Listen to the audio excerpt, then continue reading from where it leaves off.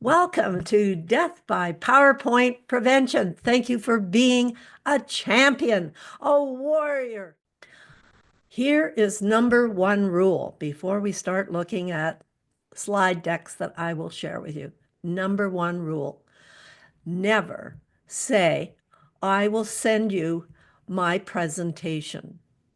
And you are referring to a slide deck, either in PowerPoint or Keynote, which is on the Apple products. Your thoughtful message, your delivery, your facial expressions, your engagement with the audience, all of it is your presentation. If a slide deck was your presentation, you would not be needed at the event or online, doesn't matter whether it's online or an in-person event. You, from head to toe, would not be needed. The organization could say, oh, just send us your presentation. And you will see that a slide deck is an option. First steps. What are the first steps? Before we even think about a slide deck, there are a number of steps to consider and prepare for before you create your slide deck. That is not the first step at all.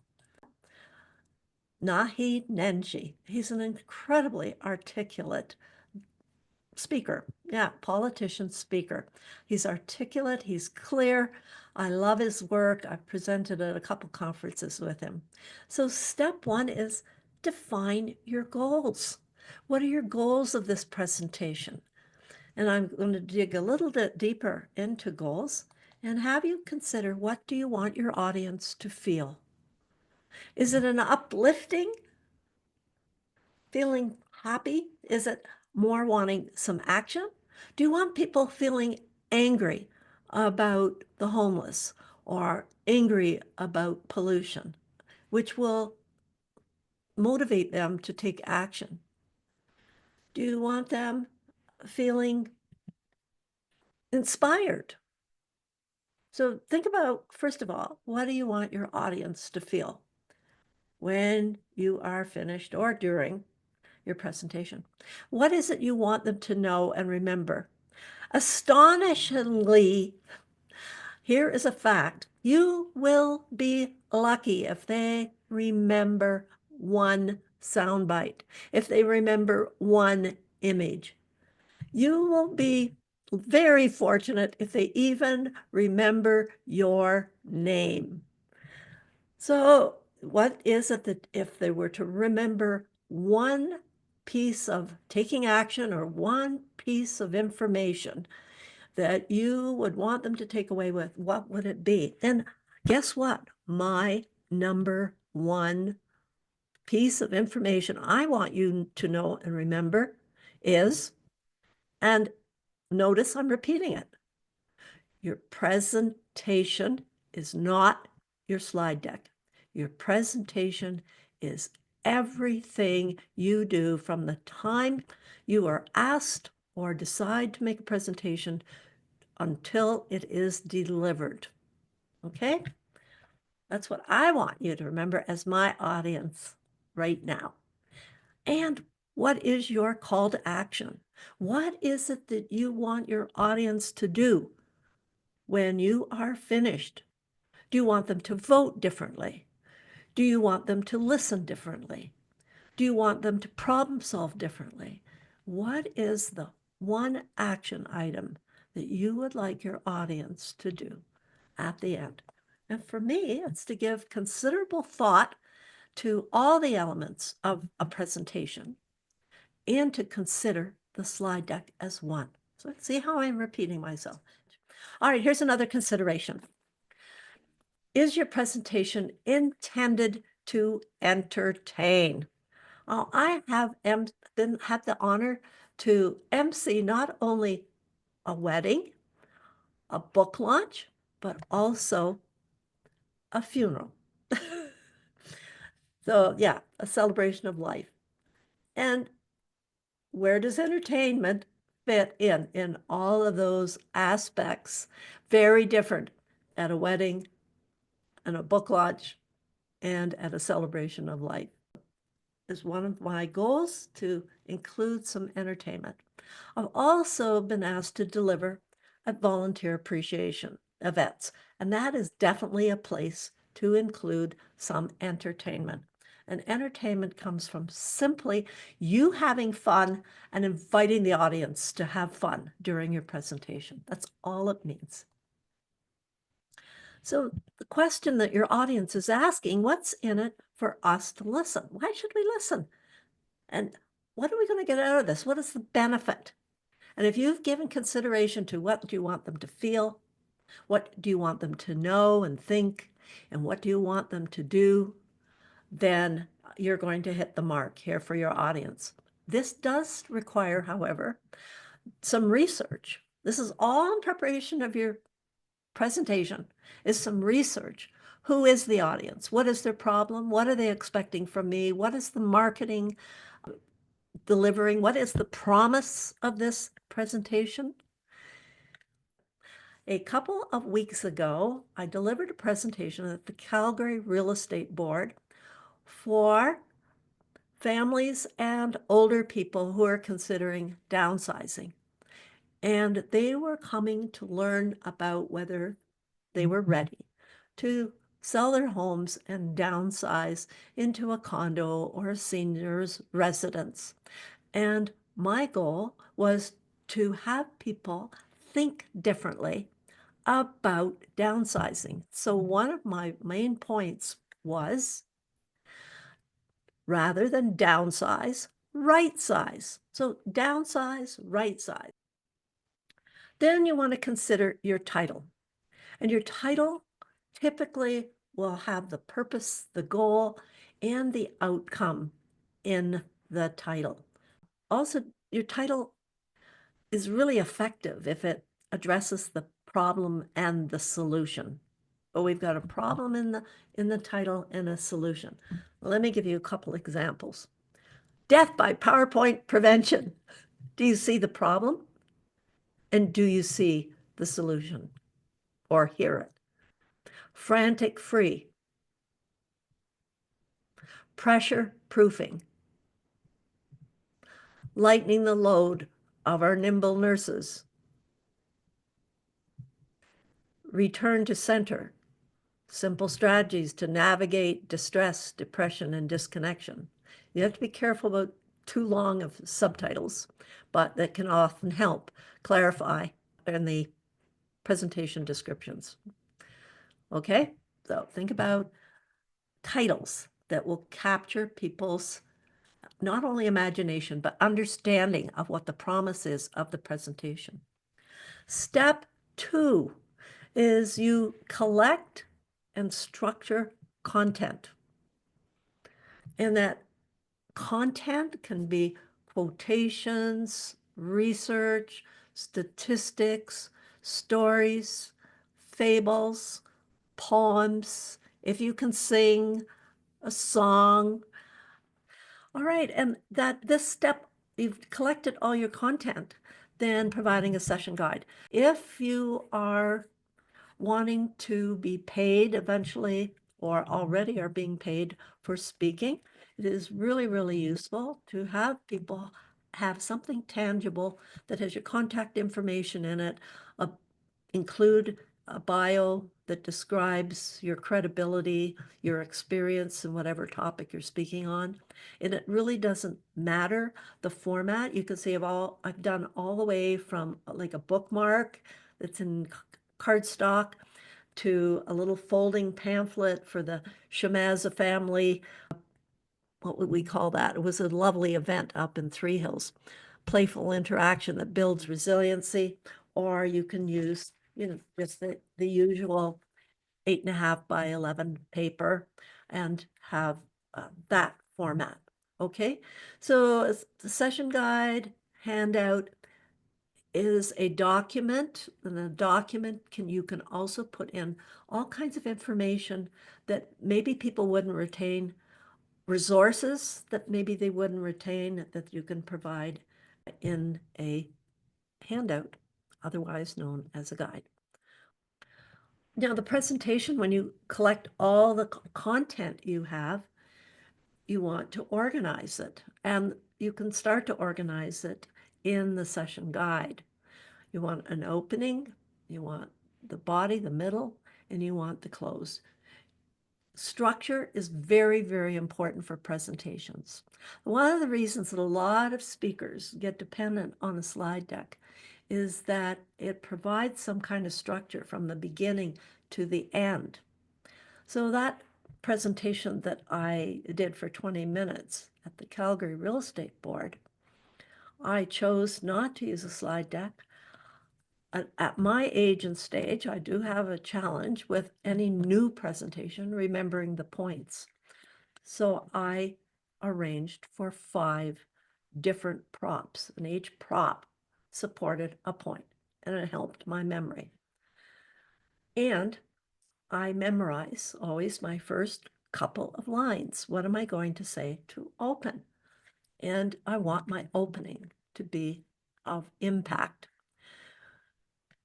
The opening is very impactful, and the close at the end is a snitch more impactful. People will tend to remember the last line, the last words you say. And so you want to make sure they are effective. And oftentimes you can sandwich it. I will probably repeat exactly what I said at the beginning at the end. But at the end, you will know the how to do it, right? The body, I have seen anywhere from 1 point covered in an hour to 27 points. That's a bit much. You're not going to retain. The classic is 3 points to 5 points. And of course, you can have lots happening in between those 3 to 5 points. So 5 points. 7 is significant. Oftentimes you can use an acronym to help with your points. Like I helped a speaker a number of years ago, and her whole message is about trust. So we took trust, TRUST. That was 5 points. And we had a point made of 1 of the T and the R, the U, and the S, and the T, right? And that helps with memory as well as giving structure. And if that audience goes away and somebody says, oh, well, what was that speaker talking about? People go like this, trust, just like that, because it's memorable and sticky. All right. Oh, here we go. So best fit visuals. This is now you've got everything structured and you're ready to think about an option of having visuals. And I'm going to show you, well, this image of me kind of shows you one important visual. Are you ready? Ready for another one? Facial expressions, body language, thumbs up. Where am I going to put thumbs up? These are all visuals. You are delivering the presentation. And if you have the opportunity to be on a stage, you want to be at center stage, not the slide decks. I don't know who is designing all the hotel rooms with the screen that comes down in the middle of the stage. Not particularly effective. And you'll see why in a minute. So, visuals. People learn visually, they learn auditorily, and they learn kinesthetically. That's why we want to have some participation. If possible, in a keynote, participation would be very brief, usually fun. In a workshop or a training, high participation. Increase the learning. Gar Reynolds, who wrote Presentation Zen, just a beautiful book, said create a document, not a slide-ment. Slides are slides, documents are documents. They are not the same things. And why it's impossible to read text and listen to different words at the same time. impossible. The brain cannot do it. If my husband is reading the newspaper and I walk into the room and say, honey, what would you like for dinner?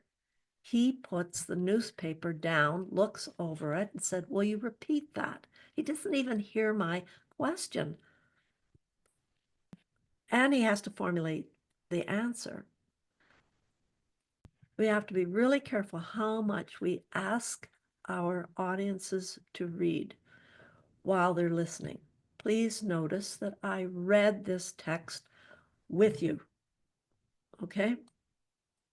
All right. So what we're doing with the visuals is we're doing eye control. We're controlling the eyes, and hopefully they glance at the slides and they are primarily paying attention to the person who's delivering the presentation. So here are slide guides. You're ready? I'm ready. Here we go. Pay attention to color contrast. You do not want, if you're going to put up an image or text for the audience to view, you want to make sure that they can clearly see it. A little caveat is if you've got great big projection screens, a lot of white sends out a lot of light into the audience eyes and can be tiring. Now, I just took this one, redo, and just softened it a bit. I think I want you to notice if it's easier for you to let your eyes rest on this option than the other one.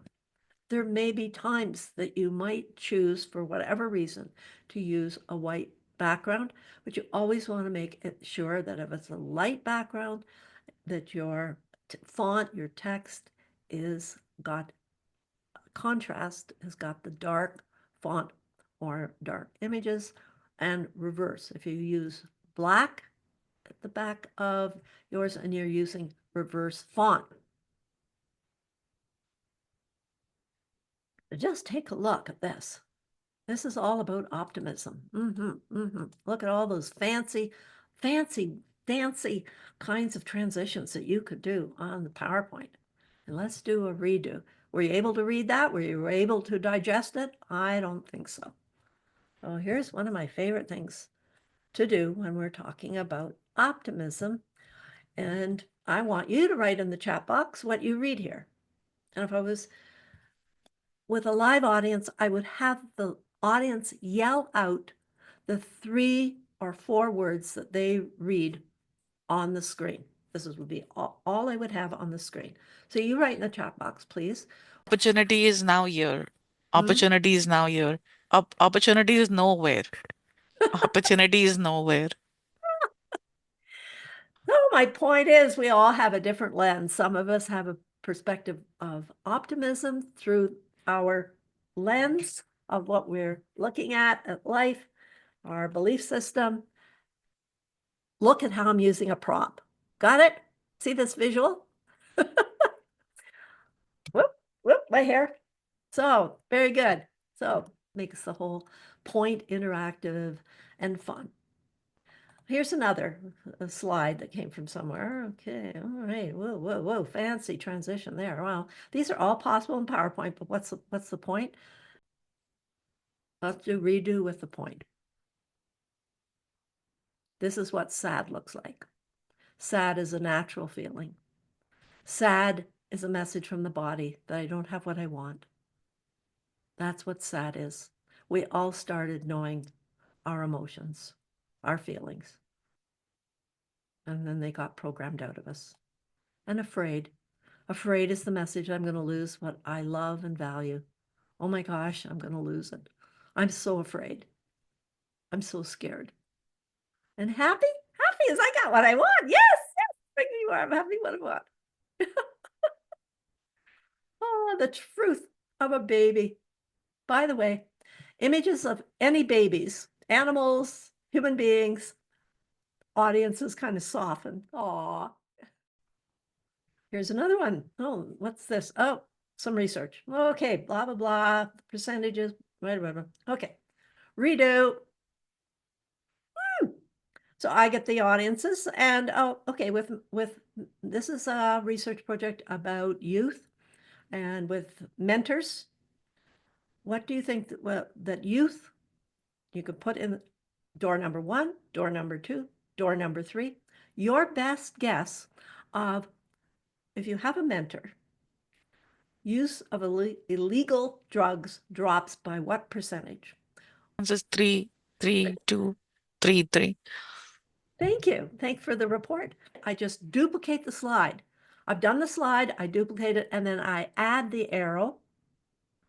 And I do add, if I need a little memory jog, I will add that where the research source is. And also, even if people can't read that font, it it gives the message that I just didn't willy-nilly come up with a statistic. And live audience, I love it if we do the drum roll on the table, let's drum roll, what's the answer, right? Give yourself a pat in the back if you got the answer right. Can't quite do that exactly, but I can say some kind of statistic, some kind of fact. It will give you credibility in your topic area to include that in your content. Oh, here's another. Whoa, whoa, whoa.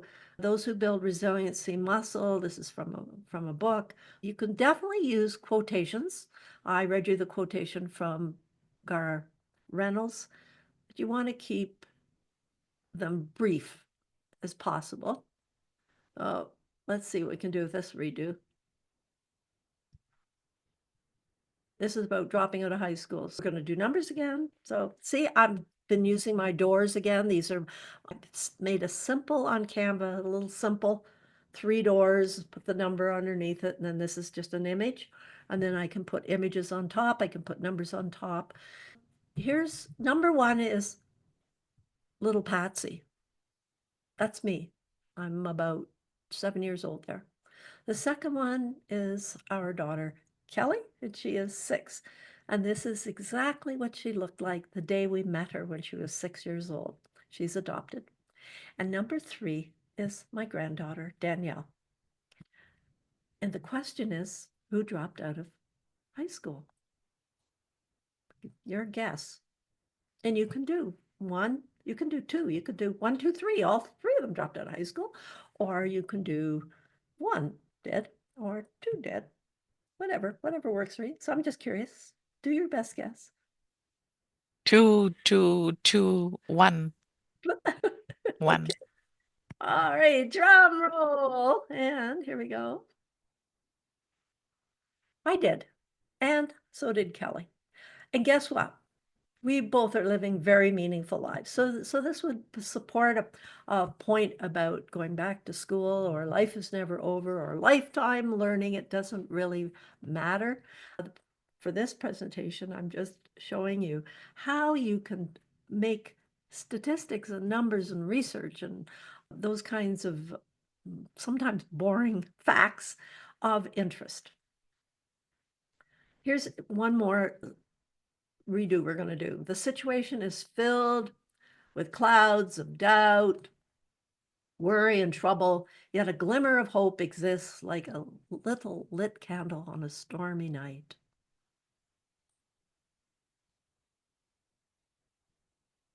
Now, I might have to memorize my little saying about on a cloudy night. So what is this? It's about, you can make this about hope.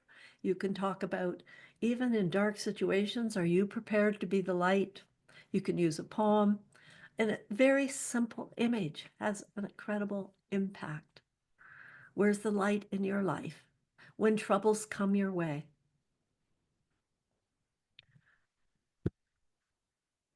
Oh, I'm supposed to use images, so I'll decorate my slide. Oh, no, you design. Look at that. Look at that. Oh, this is our son, our beautiful son with his beautiful dog, Black Lab, Mela. Beautiful. I just want to sit and rest my eyes on that. And maybe this is a good introduction to you go somewhere where brings you peace, Where's the place for you to go? Where water brings calm, or a flower, or an animal. You see? Yeah, sets the tone. All right, so there's some redos. I'm just going to take a pause again. I'm doing this because I'd like to just share with you some of my favorite props. These I can use for conversations. Woof, woof, woof. Meow, meow. Are we going to get along?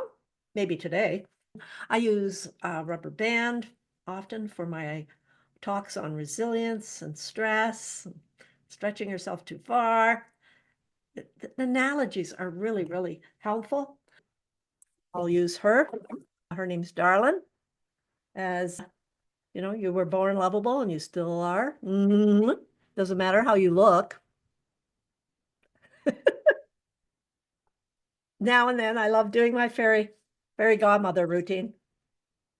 Right.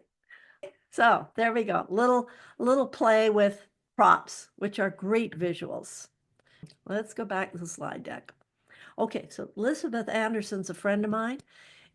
She gave me permission to redo her slide deck and share it with others. I'm just going to share you a portion of what we did together. This was her original slide. Here's another little rule I kind of forgot. 1 point per slide, 1 point. I hope you've noticed that while I've been going through this content. Let's do the redo. Hospital goal group. This is the overview of 3 slides to come up. So hospital goal, she was in a group and she had 3 goals. Make her bed, wash her dishes, call her mom. Then her goals got bigger. That's what that original slide had that information on. But how many of us took it in? Instead of doing another bullet, do another slide. You're going to click the clicker anyway. You're going to progress to the next slide, the next point anyway. So why not make it impactful, memorable, and easy to digest? Find a community of support. Get a part-time job. And save my marriage to Wade. Touch my heart. And then we had a picture. She gave me that picture. Now, if I was to redo that again, I would put it in something called Remove BG, which would remove the black background and it would just be Elizabeth and Wade there in the picture. I'm going to share some fun ideas with you, and then I'll be asking you which ones you might try on the next time you use the slide deck. Okay. You can make games, sort of like when I was using the doors, is you can make up some game that your audience can participate in. And I made up Name That TV Show for speaking to seniors. My age, I'm speaking more and more at senior events. And I made up this game because I really wanted some participation. Let me share with you some of the rules. Number 1, if you name the TV show, you get 1 point. If you stand up and sing the TV's theme song, you get 5 points. And the winner gets to win one of my books. So here we went. Name that TV show. So I would show programs that in my age and stage, in the 1950s, the 1960s, people would recognize all kinds of shows. And this, I'm just going to show you one example. So if somebody yelled out Mickey Mouse Club, they would get 1 point. But if they stood up and said Mickey Mickey Mouse, Donald Duck, Mickey Mouse, Donald Duck, they won 5 points. There we go. And then I would do the reveal. Yes, yes, yes, Mickey Mouse Club and the years. I just got these images off the internet and did a little research about the years that they were on the television. And wonderful, wonderful participation. And I've actually, during COVID, did this presentation a couple of times online, and it worked fairly well. People would write in the name of the TV show. Yeah. A video, you can include video in your slide deck, and it adds a little change. To engage an audience, you want to ask yourself, am I doing something different about every 5 minutes? So about every 5 minutes, am I engaging them in some way, bringing back their attention? Because same old becomes boring. Same becomes boring. You want to up and change. And GIFs are really easy to make. And online, they're really effective. There's two places that you can make GIFs, and they don't cost any money. And by the way, for using stock photos, I'm not a big fan of use of a lot of stock photos, but stock photos Canva is amazing, and you can also make GIFs on Canva. So GIF is a video that repeats itself. And so it's really helpful for presentations. And you can use your own video, or you can get off places such as Canva, or there's platforms such as Giphy that you can actually use there. You have to be very careful you don't use copyright. So here's one of mine. You'll see it just continues round and round. This is about 7 seconds. I just took a video me trying to get fit. I've got one with a dog licking my face. By the way, do not put a picture of yourself that looks like you in present day in your slide deck. It doesn't make any sense because you're there. I've seen this done where somebody puts, I'm a leader or something, and it looks like them last week. There's no point in doing that. If you're going to show images or video of yourself, there has to be something that you wouldn't be able to do online like this. I hope you've noticed that I am using something called OBS that allows me not to disappear in a little small square in Zoom, but allows me to have half of the screen. So it gives the viewer the message that I am the presenter. I am delivering the presentation. I'm going to share with you 2 books that have changed my mind in top of Gar Reynolds' book, Presentation Zen. And that's by the master of slide decks, Nancy Duarte. You can research her, lots of video of her talking and lots of video of her concepts. And she studied slides. See the title of this book? Slideology. I got this from the library, and I also got her book, Resonate. And it's how to resonate with your audience. She has a TED Talk if you're interested. Here's another fun idea. Go on again, remove BG, or you can do this in Canva and cut out your head. So again, what this kind of is playing with the head in a fun way. The point here is you can be a hero. I'm a hero. Point here, please be a death by PowerPoint hero. Join me in combating death by PowerPoint, right? So if it makes sense, fine, but just be careful about photos what's the point here? It's always the audience is asking what's the point? Please remember, if nothing else, you are the deliverer of a presentation. From the beginning of deciding what the goal is to the impactful title with pain and solution, to you deciding whether you want visuals and what visuals will be helpful. By the way, even a flip chart is a visual. So think about all of the options of a visual, and you will, in the end, giving all this thought to the steps before you choose or not to use a slide deck, you then will be a champion of death by PowerPoint prevention. Ta-da!